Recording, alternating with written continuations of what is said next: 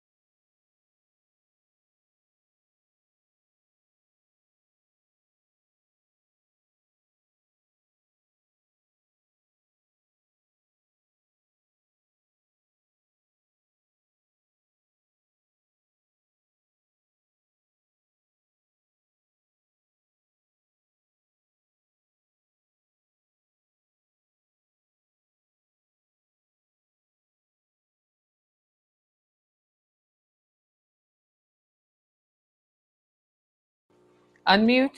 Check 1, 2, 3, 4. Can you hear me now? Can you hear me now? It says you're getting sound. Okay. Hi. Have you ever had one of those days that just goes a little off sometimes?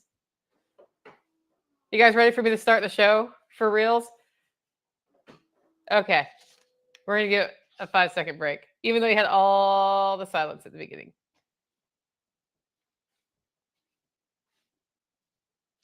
Welcome to Living Free in Tennessee, where we talk about building the life you choose on your terms. Today is Friday, September 26th, 2025, and this is episode 1085 of Living Free in Tennessee, and it's a Friday show, so we're doing our Homestead update for the week.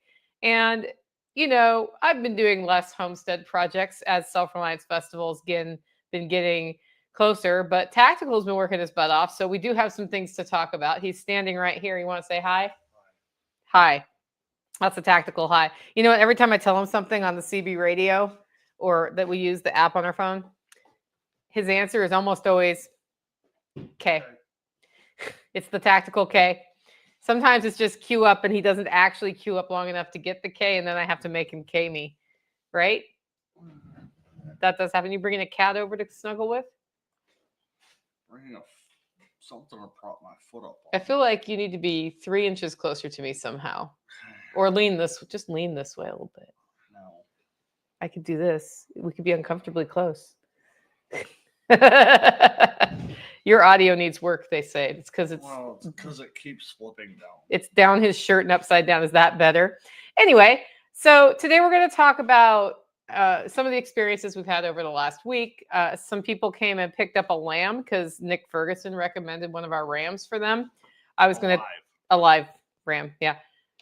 So yeah, your audio is not better.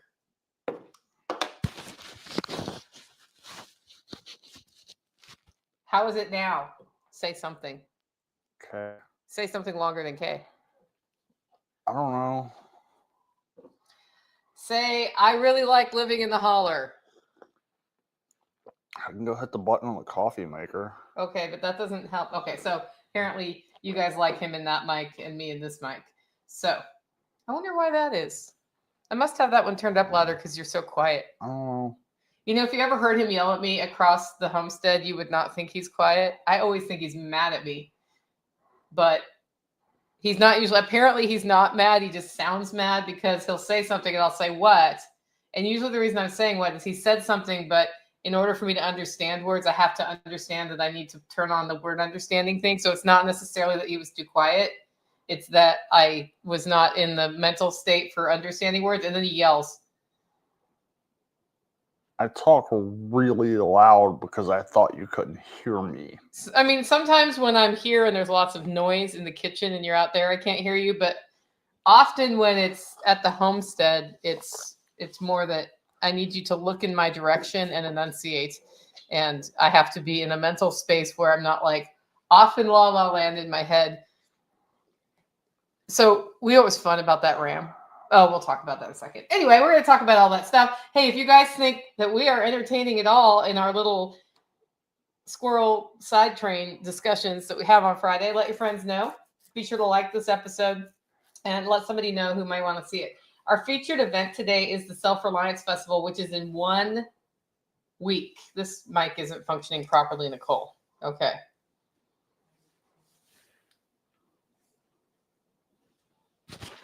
Self-Reliance Festival is in 1 week, and you can get your tickets now at selfreliancefestival.com. Check that out, selfreliancefestival.com. It starts Saturday. It's Saturday and Sunday, and we'll have people there. Does it work now? If it doesn't work now, then you guys, I don't know what's up with that. It may be the little fuzzy thing on top. So let me know if this is better. Are we going to pretend like we're on TikTok? We're on TikTok now. This is not better. So something went. I feel like. Does that change anything? Like all of a sudden, my expensive mic doesn't work. Okay, whatever. We're going to hand the mic back and forth when we talk, which means like we can't talk over each other like we always do. Okay. Okay. So I'm turning this mic all the way off. I think something's wrong with Mike too. Okay. I'm very disappointed about that. Okay. I did the featured event. They know what it is. It's next week, Saturday, Sunday. And now I need to thank sponsors. And I actually can't mess this up because messing up sponsor spots is like a slap in the face to the sponsors. Slapping myself in the face for the event promo, not as big of a deal. Okay, you guys ready for sponsors? Sponsor 1 is Strong Roots Resources. What do you love about Strong Roots Resources and the work that Carrie and Angel do? I like the fact that Carrie comes out here and does stuff that I don't have to. So he has put together a whole plan to iterate the food forest here through a series of different plantings to get it more ready to support the plant guilds we want, because our soil is just not there. And I didn't feel like maintaining it after it was put in to make that happen because it was more time than I wanted to put in. So he's coming out and comforting actually the heck out of it, I believe, over the next few weeks. He'll be here next week on Wednesday. And that is just one part of what he does. I think the most important part of that story is that he figures out the strategy based on your property. And you can work with Carrie as a consultant. You can come to some of his classes that are on farm. He is pretty much made a huge name for himself in the wild edible walk department. In fact, at our November farm to table dinner, we're going to have him do a wild edible walk before, and we're building the wild edibles environment into that dinner that we're serving. So people can come in advance, go on the walk, have a delicious meal cooked by Chef Brett Corriere and myself, and then, go home and know that they had some of the freshest, awesomest food sourced from network farms and our farm. It's going to be a really fun time. Anyway, Strong Roots Resources has all of that over at strongrootsresources.com. If you go to his events page, you can scroll down and see what events are left for the year. If you go to the shop, you'll see events up there as well with specific dates listed. And if the date is in the past, don't choose that one because we don't do time travel. We just do permaculture consulting for the small scale homestead. He likes to stay within a few hours of Knoxville, but sometimes you can bribe him to leave that area. strongrootsresources.com. Our second sponsor of today's show is agoristaxadvice.com. And he's put together a downloadable guide for you at agoristaxadvice.com/LFTN, which goes over some basic personal and business tax deductions that you can take advantage of. That's free. That's over at agoristaxadvice.com/LFTN. And if you want to schedule a free consult with him, do that. He can tell you if he thinks that it's a good fit for you to work with him or not. And that's actually something I really like about how he approaches this is he doesn't want you to spend money on him if he doesn't think he can help you. He also does tax preparation for some clients. I'm not sure he does it in every state, but he does it in some select states for sure. And if you want to get on that list, I would start engaging with Matthew now for that, because once you get into tax season, nobody wants to do your stuff until after tax season. And then that kind of is a moot point at that point, right? Yeah. So agoristaxadvice.com/LFTN. With that, it's time for the RAM discussion. Tell me what you thought about selling a ram not for meat. I mean, it's interesting. Had somebody come up and kind of already had one that I was looking at and let them get in and kind of try to hand feed, and they wound up settling on that one. And then, I mean, fortunately, these guys are friendly enough that when I throw feed in the bowl, they just dive in. And so it was fairly easy to get a hold of that one. And then I was surprised at how smoothly tagging the ear went, as far as like, I was expecting him to like flail and kick and throw a huge fight. Here's how tagging the ear went. Can you guys hear me? Because I think I figured out what was wrong with the mic. Here's how tagging the ear went. We already had him. We'd had him held down for a while because I can't remember. Well, we brought him over on a leash, so he was already kind of used to us having him in a submissive stance. And so we haven't tagged the ears before because we just don't, because we're chicken. Well, no, it's because we didn't get, like most, if we're sending them to the butcher, we're not putting a tag in their ear. That's the deal. And so we were planning to sell this one for meat. And then I got a text from Nick saying, hey, do you have a ram that can do the deed that rams need to do? And I said, well, I mean, they're technically old enough, and their father did the deed at 3 weeks and 3 months and 2 weeks. And they're much older than that. They're 9 months old now. So yes. And they came up and they chose which one of the crew they wanted. And then I said, do you want us to tag the ear? And this is like, they were going over state lines. Yeah. So it's helpful to have documentation and an ear tag if you're going over state lines. So I was letting them make that choice. I was hoping they were going to say no, because I didn't want to deal with it, because I was like tactical, afraid that the ram would, like, it would hurt and it would flail and whatever. And what really happened is he was like sitting on the ground eating plantain out of the side of his mouth. And that was amusing. Yeah. And then Isaiah gave him corn, and he'd never had corn before, which is a big treat apparently for sheep. And so he was kind of eating that out of the side of his mouth. And then I punched it through his ear, and Tactical goes, that's not good. Sheep didn't move at all. It was like nothing happened. Like But imagine that you go to get your ear pierced at the beauty salon and somebody goes tonk, because it's basically the same kind of machine they use for piercing in the salon, only bigger. Sitting right there. Oh yeah, this is what it looks like.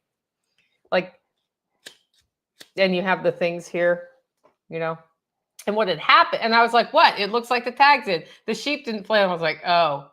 The little pointy bit of the back tag had gone through not this round part. It had gotten off kilter and there. And it was because when I wiggled this as I was going for it, I think that shifted up a little bit. So Tactical's like, well, now what do we do?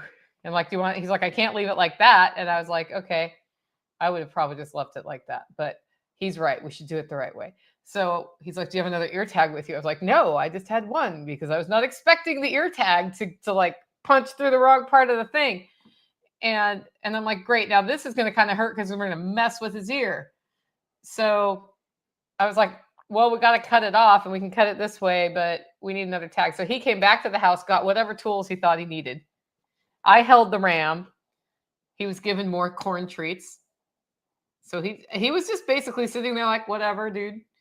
And then Tactical came back and cut the other one off and was able to just manually thread through the hole. And did you use pliers or did you just push it together with your hand?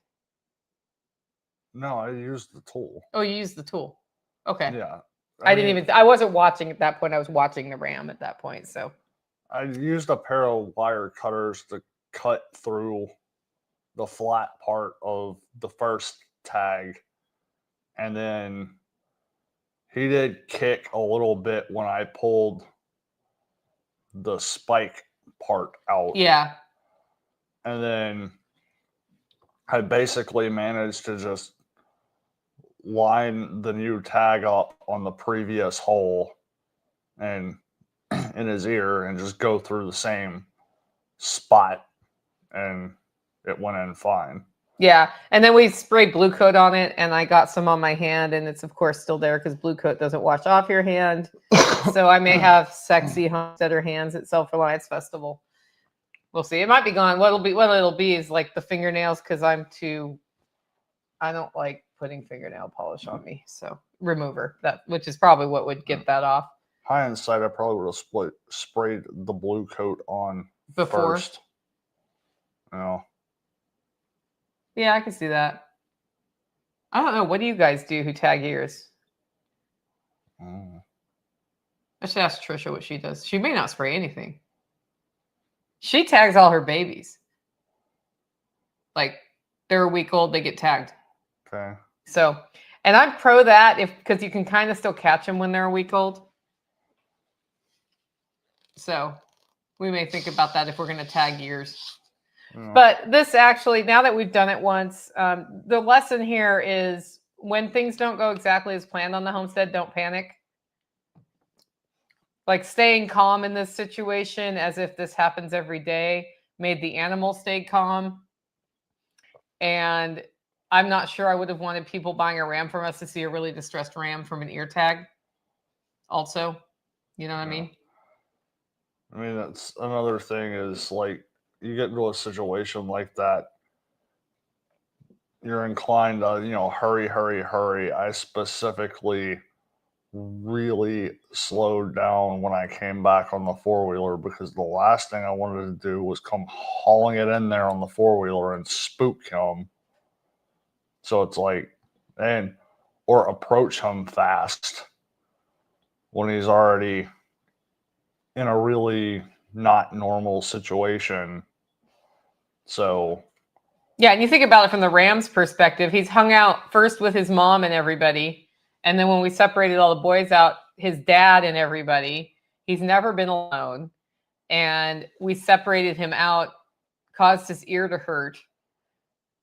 Although he just didn't even flinch on that one. And that's probably because he's a prey animal and it's better not to show weakness. Maybe. Or something. And then he went into a dog crate in a car and drove for 5 hours home. Yeah. And now I'm going to actually text him and see how he's doing. But that's kind of stressful for an animal because they have no idea what's going on. He doesn't realize he's about to have 3 girlfriends. Yeah. And his life's going to be really fun. With no competition. With no competition. So the key is that it's like you can't tell them that. And then, they do they form relationships with the rest of the flock.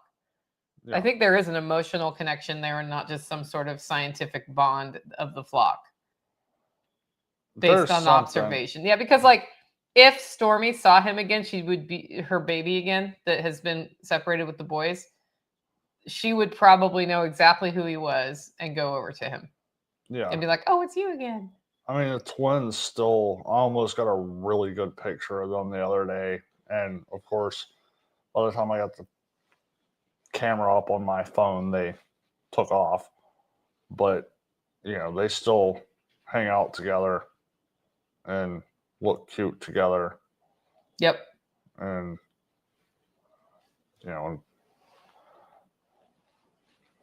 I think there is some level of something there. Yeah. It's not just the memory thing, not a smell thing, if you know what I mean.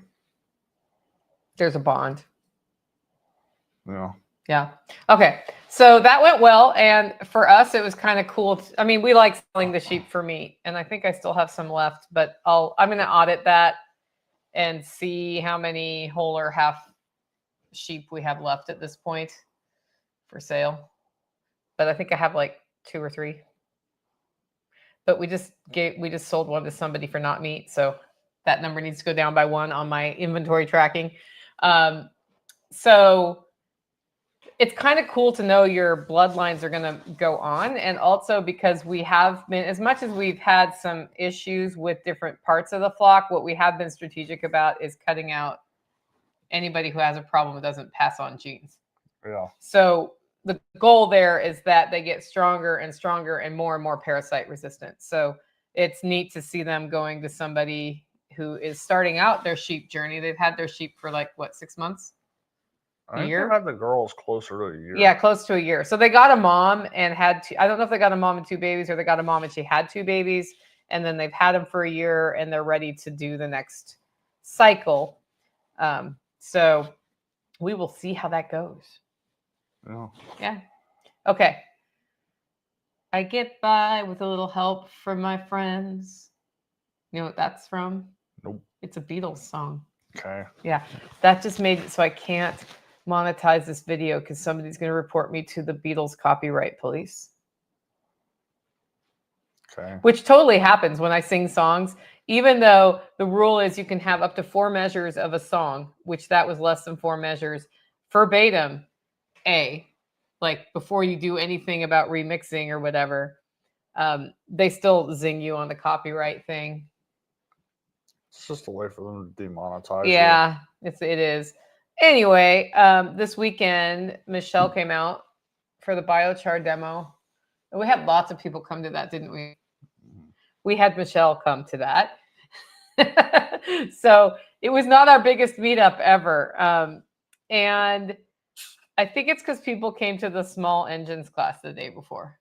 Probably. And why are you going to come 2 days? And I actually didn't advertise it very well, but we were there. She popped up. We ate some food. She was like, you don't have to do the demo if you don't want. I'm like, well, do you want to learn how to make biochar? Because I need to make biochar anyway. And she's like, sure. So she understands how it is to not feel like you just need to stare at a fire all afternoon. And kind of like making biochar, that's what you're doing. If you don't have something to do while you're making biochar, like hanging out with friends around a fire, for example, is at least doing something, right? Well. Then you're just sitting there watching wood burn. So every time I've made biochar, I've been weeding in my garden while making biochar, working on the tomato wall while making biochar, cleaning up in front of Taj Mahal while making biochar, something that totally needs to happen right now. And it's always something, while making biochar. In fact, I thought it'd be cool to start evening char chats because it's about a 2 to 2.5 hour process for me to do a load of biochar. And we could just totally live stream from the biochar station And or if somebody wanted to come over when we were doing a biochar session, they could come hang out and see what we do. Yeah. What do you think of that idea? Yeah. Yeah. Especially with it getting dark sooner. And now it's sort of like back to the season of biochar, because I wanted to start it this summer. And I'm like, about the last thing I want to do when it's 90 degrees outside is have a campfire. Yeah. He doesn't agree. You agree, do you? Yeah. It was even hot this weekend, but I have had a North Spore Martha tent kit, which they call the boom room, sitting unassembled in its box for 3 weeks now, with the intention of setting it up. But every time I do my 3 things priorities, I think once I start the mushroom series and shooting the video, I need to keep shooting the video. And so I wanted to make sure that I would actually do that so I don't have to do it twice. And I thought, well, today's the day. Like, we're going to actually get the Martha tent put together. I'm going to learn how to do it.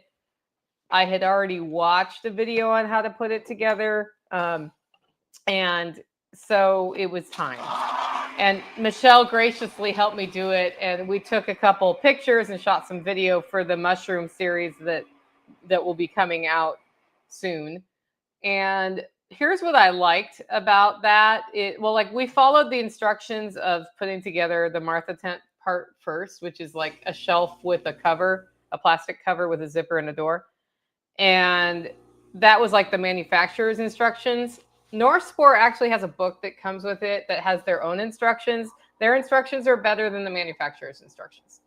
So they have already did what we did. We went through, we put the whole thing together. It's like, put the shelf together, slide it into the tent thingy. There's no sliding that into the tent thingy. You need to build all of the shelf except for the last shelf, slide that into the tent thingy, and then do the last shelf up inside there. Otherwise, you're never getting it on there because the door opening is smaller than the width of the shelf. So we did that, and then we took it apart, and then we put it back together, and then it worked just fine. And the other thing that was a little confusing is there's an extra moisture catching wet, like, foot patty thing. You're supposed to tie that around the bottom inside the outer covering, but the instructions said to put the outer covering on and then put that on. And then you have to fish it. It doesn't actually make sense to do it that way. Mine's in the wrong place now. It's on the outside and I don't care. And then they send it with this big rubber mat with lips so that if water and moisture and condensation happens, it doesn't get on your floor. And it's like that thick. So that was pretty cool. It has a humidifier with an automatic sensor that you can keep your humidity range for the mushrooms in there. That's cool. And then it has a little fan that circulates oxygen in and CO2 out because mushrooms breathe like we do, which is interesting. Okay. Yeah. So got it all put together. I've got 3 grow blocks in there now. And I put one set of my seedling grow lights in there as well to give ambient light on a timer. It took me 2 more days to get that done all the way. Tactical had to figure out how to hang them. What do you think of that operation at this point? I don't know. I didn't really look at it. You're going to have to help me maintain it when I'm out of town. Okay. Yeah. Welcome to the live stream, Eric. So we've got that going, and it got done because somebody was there with me while I was trying to build it in a full ADHD meltdown, actually. And we would work for 5 minutes or 10 minutes, run outside, look at the biochar. Work for 5 or 10 minutes, run outside, look at the biochar. And at the end of the day, we had biochar ready to quench is the word. And I had the Martha tent system up. The next day I put the mushrooms in, which I'm just using grow blocks because that's like the lowest barrier to entry for success. Now I'm trying to remember the word that you were trying to say earlier. Yeah. Completely. And it's like one of those times you wish you just had like a body cam on so that you got it on video with you in full ADHD mode a week before Self-Reliance Festival trying to talk and completely failing. That does happen. I'm not my most hard hitting the week before an event like this. It's true. Because I'm actually thinking about a lot of other things right now than this moment where my body is right now. Yeah. Yeah. So anyway, I'm super excited to get the mushroom thing started. I know Margot, who's in the chat here, she grows them in straw in buckets. And I have tried the bucket system and failed a few times, but I've been trying to do it with coffee grounds. And my issue has been keeping the humidity level. So now I'm going to try the little bucket I made in the Martha tent and see if that helps. Like keeping it watered has been an issue. Okay. But I did grow mushrooms on it. Remember the mushrooms I grew? I think so. They were as big as my little pinky nail, and they were oyster mushrooms, and it was dumb. Okay. Yeah. So anyway, we've got two varieties of oysters and lion's manes going. North Spore is having a 20% off their lion's mane grow blocks right now.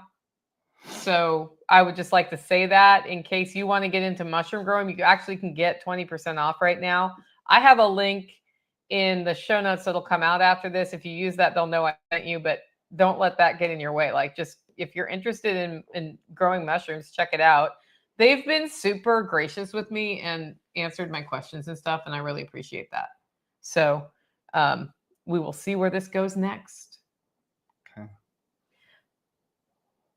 How has harvesting herbs gone for you? I harvest herbs like every day. Do you harvest them and dry them and process them? No. This is there's a division of labor here, like right down the middle of the screen. I harvest them and dry them. He harvests them fresh and puts them in tea. We are not the same. I mean, I have harvested stuff to dry, but seeing as how you usually do that, I usually don't bother. I've got plenty of stuff for you to harvest. Yeah. I was hoping you could help me harvest today. Okay. Yeah. I have a strategy for drying the rest of it, but I got a call from my niece about how much she likes the chocolate mint from here. So, yeah. Jenny says, I grew mushrooms in laundry baskets when I lived there. I can't remember the site I used. I don't know what site you used either. Just saying, it's a good thing I've been shoving mint in between every rock in this holler. Yeah, and if you can choose the variety, do the chocolate mint. I choose all the mints. Okay, but I like the chocolate mint best. Okay. Yeah. So does my niece. Okay. So he did that on the rock wall behind my house. And the reason he's doing that is to keep things he doesn't want growing there from growing by putting mint in place. Ragweed. Yeah. And perilla. We don't need to tell them all the bad things. And this year he kind of got a bee in his bonnet about making sure the crackweeds were crackweeds we wanted to eat. And so he told me, I was like, last week, I'm like, I'm going to frolic through the garden and harvest herbs and get them and mints and get them drying. And he said, well, you ought to take it out of the back rock wall. He doesn't know I heard that. And then I think today he discovered I had harvested there. I don't remember saying that. Yeah, you said it. And I was like, oh, okay, I'll start there because that's at least closer to my house. Because my issue with where the herbs are is none of them are close to my house except for that one sage plant. And so I need to get some more herbs closer in long term, but that's not a problem we're solving this year. So, and he has them like way down. The reason I don't harvest the pond ones is it's like this climb through tall, scratchy things that I'm not even sure the route I'm supposed to go. And then that's where they are. It's because there really isn't a route unless you want to play mountain goat, because I haven't gotten that far yet. Yeah, so he has big plans. Margot says she chooses all the mints too. Yeah. Next time you're up here, we'll make sure that you're not missing one. I like the orange mint. So yesterday, after the ram went away, I'm sitting there with Nighthawk, like catching up because he saw somebody down at base camp picking up a ram, and there was a ram on the ground. So he had to come over and make sure we didn't need help. And then he got to meet the folks who bought the ram. And Tactical went to go put the girls to bed next door because, you know, it was getting close to sunset and all that. And I hear beep, beep. Heads up, Miles might be out somewhere. And I was like, okay. I didn't even acknowledge it. I probably should have acknowledged it. Keep talking to Nighthawk. I'm like, well, all my dogs are in, so it should be okay. He's like, well, my dog's not in. And I hear beep, beep. You there? And I'm like, I think I'm going over to the pasture now. And I cue back up. Yes, Miles is limping. I'm like, I'll be right over. And he had broken a nail.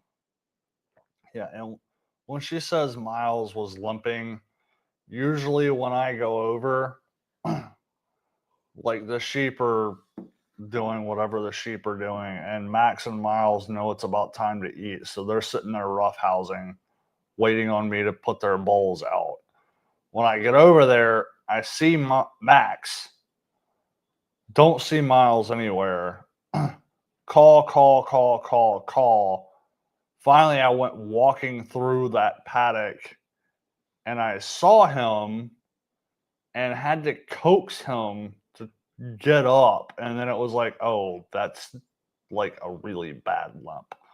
Like I thought it was probably broke. It was a broken nail. Yeah. Yeah. So I was hoping you could look at him this afternoon and see if we gave him a manicure. And he really didn't want me to touch that foot. So I was like just cutting other nails all over him so he could see what I was doing. And then I got all other 4 except for the one. And then he let me cut the one. And I'm going to want to look at him this afternoon, actually, because he may need a second round of that. But I didn't want to be like overly clipping on that nail before he had a chance to uninflame himself. So, and that's kind of like, it's a little intimidating to cut the nails of a 150-pound dog that is trained to kill things. But he just was sort of like, here, do it. Here, do it. Max, on the other hand, I think would do that. Probably. I should actually try to cut his nails today too. And that's something where I kind of wish, like in some ways, I wish we would have had him younger and I had worked on paw etiquette with them. Yeah. But with Miles letting me do that today, I actually am of a mind to figure out how we get that on a schedule. And I do it all the time. So he's just used to it happening all the time. Because the more he can be handled, the easier it is if there's an actual problem. Yeah. Yeah. So. Have you been real busy lately? A little bit. Why? Trying to do all sorts of stuff. Like what? I mean, trying to get some more stuff from your rock wall cleared, trying to get some stuff all over the property to where I can run a lawnmower across it. And then been digging out the rock slab in front of, or in between the rock garden and the cabin. I've been using that dirt to fill in other places. And that I've almost got to a stopping point. And so trying to make a final push so that I can take the pressure washer to that so that it's bare rock and not a thin layer of mud that gets on my shoes every time I walk into the cabin, and then I've got a trail of mud going through the cabin. But I've almost got, like, there was dirt washing out from underneath the slab for the swim spa, so I've been making a push on that, and I've got the main downhill side of that kind of terraced off. Would the retaining wall help that? The one we need to buy stuff for? Yeah. No. Okay. The rock wall that I'm working on the cabin side is the main issue. Oh, okay. So that's why, like, I was down there earlier today because I was tripping over a couple of rocks. And when I pulled them out to get them out of my way, I was like, I know exactly where this goes. And so I shoved it in and got another little bit in so that can get filled in behind that now. So that's getting close to being, like, done. at least across where the swim spot is. And then there's an area there where all the utilities go from the cabin up to here, which I'm not working on because that needs to get actually dug up and new electrical lines run at some point. Why does it need new electrical lines? No, you had to ask me that. I did. Because it seems like everything's working. I think it's missing one. I think it's supposed to be like, I think it's supposed to have hot, hot, neutral, ground, and it has hot, hot, neutral. Oh. That sounds like an enormous pain in the neck. It actually won't be as bad as you think because I'm assuming Mr. Cruz put those in, and at least once you get out of this house, he did something really smart, and he ran the electrical lines underneath the septic line, so I know exactly where it goes. Once it gets up here, I have no idea where it goes. We tried to trace that out when Matt was here and could not figure it out. But anyway, that'll be the one spot down there that's not going to get finished. But I'm hoping to get everything else at least to a point to where... So is that why you've been working till midnight outside? I haven't been working till midnight outside, but I will go out there. Sorry, is that why you've been working till 11 outside?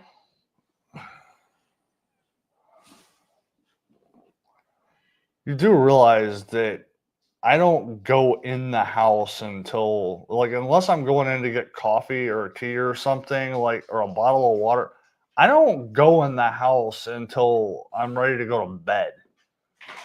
Like, I don't know. I'm one of those weird people. I would rather be outside than inside. Like, this is probably the longest that I've spent inside all day. I was going to ask you, because you've been so busy lately, because in addition to that, you've been forging new sheep paddocks next door. So base camp has 4 sheep paddocks. They've just gone through all the paddocks for the first time. Well, they're about to go through the last paddock. And after that, what happens when you have sheep that you rotate, you then look at where you have your rotation lines and decide where they should actually be, because you really couldn't see when you first rotated them through. You just chose a line, ran the line, and they ate everything down, and now you can see. So you've been kind of discombobulated and not finishing things, more like different than ADHD, not finishing things. And I was wondering if this life is worth it to you, because you seemed really stressed out, actually. Yeah, the last couple of weeks has been a hard push. Yeah. But it's also one of those deals where it's like, we were never planning on running 2 flocks of sheep here. And like, the pasture has gotten, I'm not going to say easy, but manageable. And running a second flock over here and at base camp is probably 2/3 of the way to being that manageable. Yeah. Are you going to put mostly like non-flexible fence in here, or how are you going to do that, do you think? I mean, it depends. Like, I've already got a lot of permanent fencing run over here. There's another little stretch that I need to do, and there's some stuff down by the wash that I need to do that I just haven't gotten around to. But it's getting a lot closer, and like, the last time I ran them, the boys threw over here, was definitely a lot easier just because I've gotten a lot of permanent fence in. And like, the paddock that they're going in for SRF, there's only, it requires 1 step-in post, 1 reel, and there's 6 insulators and trees. So it's literally a 20-foot section of fence, and that's it. So it's getting a lot easier. I've also been pushing really hard the last couple of weeks too, just because like some of the stuff I'm doing, I'm hoping to get something growing before the temperature really drops and stuff just stops. So that's been another impetus. Is that the right word? Motivation. Motivation for trying to push on a couple of things. Realizing that there's going to be some spots like in the path between here and the cabin where I'm just going to wind up throwing hay down because this winter it's just going to turn into a mud pit. Yeah, or it won't rain much this winter, and then it'll just be dry. Yeah, we'll see. We need more hay. Anybody have organic square bales for sale? Let me know. I'm specifically not looking for certified organic. I'm specifically looking for not sprayed and not sprayed with chemicals. Yeah. Jen says, what do you mean by something? Like clover seed? She wonders what you want to get growing. Oh. Don't care. Anything that puts down roots. Even if it's perla. Really? I would take perla at this point. Okay. So he wants to have a ground cover, which we could scatter ground cover seeds. We just have to keep the ducks out of them. Yeah, I mean, I've done that in a couple of places, and there's some grass coming up, but we'll see. You know what covers ground really fast is like winter pea and stuff like that, and ryegrass. Like that'll still go into November here. So I think that's really cool. He actually just walked outside. I don't know. Is his mic on? Is your mic on? Okay, good. I didn't want you guys hearing him yell for Cece. So it always happens in the middle of the show that one of my dogs wants out and one of my dogs wants in, and you walk off in the middle of your segment. I don't know why that is. But my question to you that you didn't answer is it worth it? Is this lifestyle worth it? Yeah. Why? Why do you say yeah? I mean, I don't know. I mean, I look at what other people do and like living in big cities and stuff, and it's like I despise cities. And like working on a lot of the stuff that I'm working on, I actually do find entertaining. Like I would rather, I don't, we had the conversation the other day about like getting sucked into the, recommended videos underneath whatever you're watching. And it's like, I don't like, every now and then I'll scroll through the Facebook feed just to remind myself of how stupid it is. What's that have to do with the lifestyle on a homestead being hard work? Well, I'm just saying that like a lot of the stuff that most people find entertaining, I think is stupid. And a lot of the stuff that they look at what I do and they're like, oh, that sucks. I'm like, no, this is highly entertaining. Like what I'm playing with down there, I'm literally having to use a pickaxe and a shovel to get down to the shelf rock. And most people would think that I'm insane for doing that. It's too much work. You can't just take a skid steer and scrape it off. But when you see what I'm going to do with that after I'm done, like I'm starting to get the picture of what's possible because I've gotten down to absolute bare rock. I mean, a month ago, you thought you were insane for rotating sheep. Yeah. Do you still think you're insane for rotating sheep? Maybe. Why? I don't know. I mean, I was just half an hour away at another sheep farm, and it's like, oh my God, this would be so easy. Okay, so let's talk about your visit to the other farm. It was not a sheep farm, but they do have sheep. It was they're a regenerative farm nearby, Caney Fork Farms, and they do a vegetable CSA, and they do a meat CSA, and they use regenerative practices, and they're doing rotational grazing, and they advertised for like a silvopasture tour that they were doing. Well, not they, some other university was doing it, and I signed up thinking I'll go if I have time that close to SRF, but I probably won't go, and Tactical will probably go. It'd probably be better for Tactical to go anyway. So then Tactical went. And he came back, and what was your, like, so what were they doing that was easier? Did they just have soil and that was the difference? Well, no, the terrain there is just so much nicer. It's more of Like rolling hills? rolling hill rather than side of the mountain.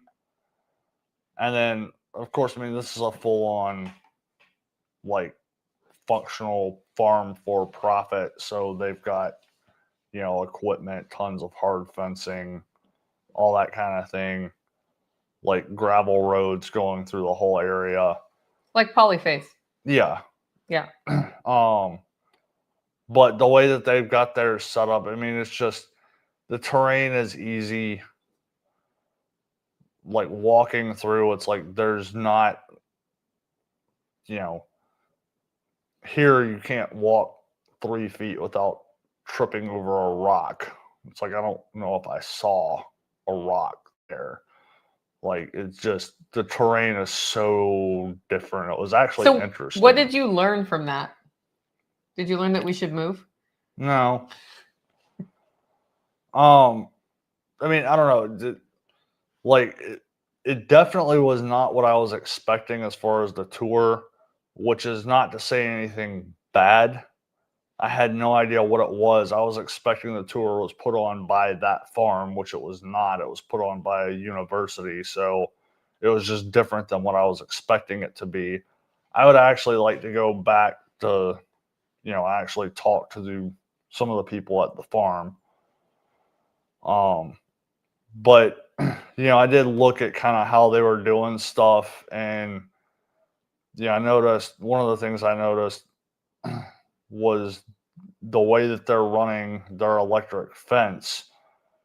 It's like you had 2 strands of electric and then another strand that was just stapled to a wooden post. And I was like, are y'all running that as a ground? And he was like, no, it's just basically there to take up space. It's a visible barrier, and we've got so much fencing that our energizer isn't big enough to power everything. So we've got some that's just there to take up space. It's like, okay, that's kind of similar to what I'm doing with some stuff where like the girls' paddock right now, the top wire isn't hot. Well, you ran yellow colored string. I've done that too. Yeah, so it looks like electric fence, but does not deliver a shock. Yeah. Because they think it's going to deliver a shock. There's actually a section at the top that's still like that. Yeah. So that's something we've never talked about is the fake fence. That only works if they're not testing the fence, by the way. Yeah. But actually, you could almost do that as the middle wire because the bottom wire is, I guess the bottom and middle get them the most. The top wire sometimes. Yeah. If they try to jump over. So the sheep generally do not try to go over. They always either try to go through or under. Yeah. So it's the dogs that might try to go over. Right. But I mean, you notice a couple of things. I noticed they had somebody pulling some fencing and they were using a side-by-side. I was like, I would much rather use a 4-wheeler for that because I can just drive down the line and pull the post out of the ground and throw it in the cargo rack. So, I mean, there's, stuff you see on both sides of that, looking at how they're running stuff. But the thing that I didn't like about that was I thought it was going to be more about the animal side of things and it was more about the tree side of things. Yeah. Which, not saying that was bad, it's just not what I was expecting. Right. Well, I didn't know what to expect. Kerry Brown from Strong Roots Resources, he's the one who forwarded that email to me, and I was like, we should learn something, and I'd like to have a better, have a relationship with that farm because they're so close to us, and we do farm to table dinners. Yeah. And they are a farm. It also confirmed to me that, I am never going to try to put in nut trees for, mass scale nut harvesting. Because, not what I want to do. That's something, as the Holler Hub community grows, there may be somebody who on their 5 or 10 acre piece of land decides that's what they want to do. And they can do it, and we can run sheep through it.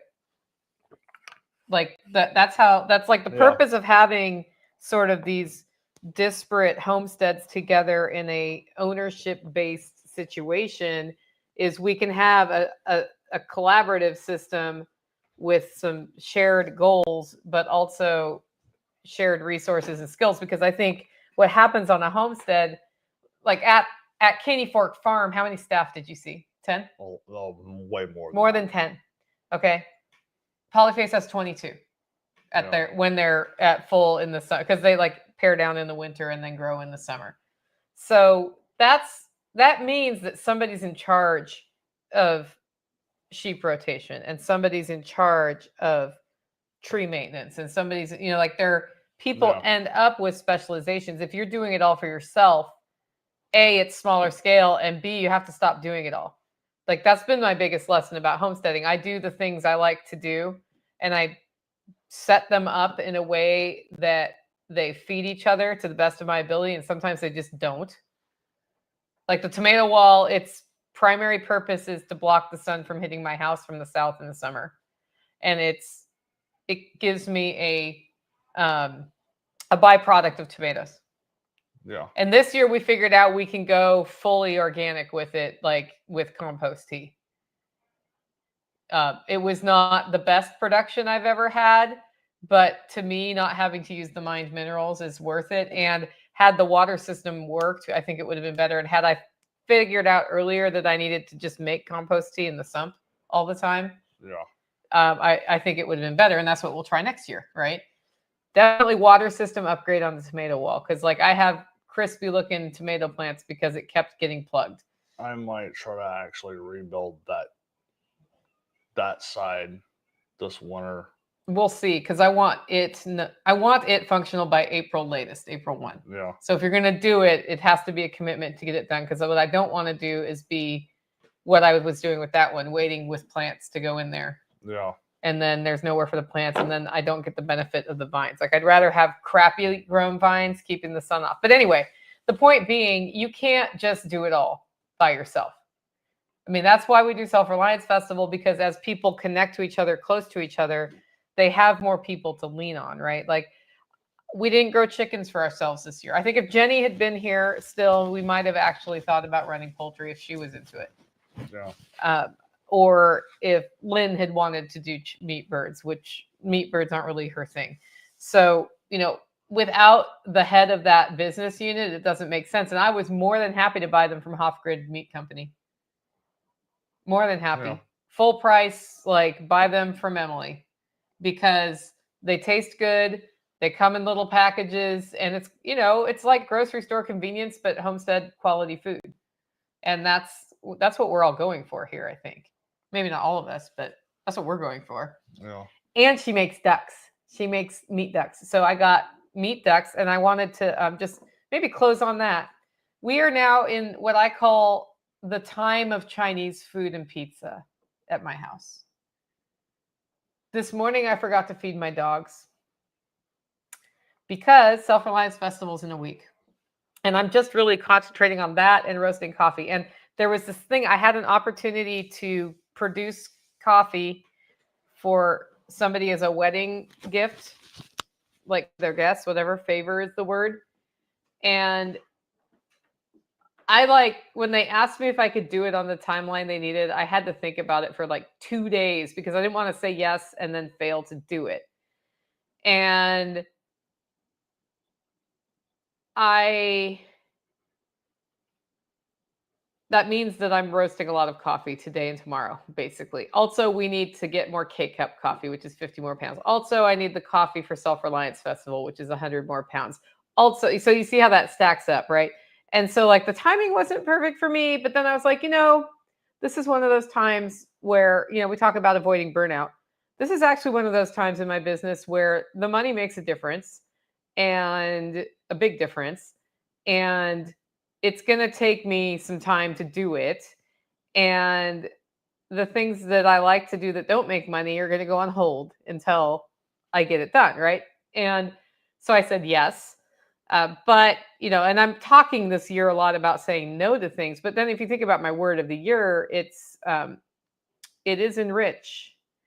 And I'm enriching their life by giving them something that's unique for their guests, right? That they want. They get to support me, and that's part of why they reached out to do it, right? I know them personally, and I get to have some more stable capital going into the fall, which we could use here. So that is, part of what we're doing. But that then means that meals are harder to do. And what I've been doing all summer long, even though it was busy this summer, if I was making something, I made 2 to 3 of something and put it in the freezer. So it's Chinese food and pizza time, by which I mean we had a delicious squash-based enchilada casserole last night. Like, it was a keto casserole because I made one earlier this year, and then I just made 2 and put one in the freezer. We're actually not going to have Chinese food and pizza every night, but I do anticipate one cauliflower crust pizza will happen at some point. It's just been that time of year. And Jenny brings up, maybe I'll come teach a meal prep class. Exactly.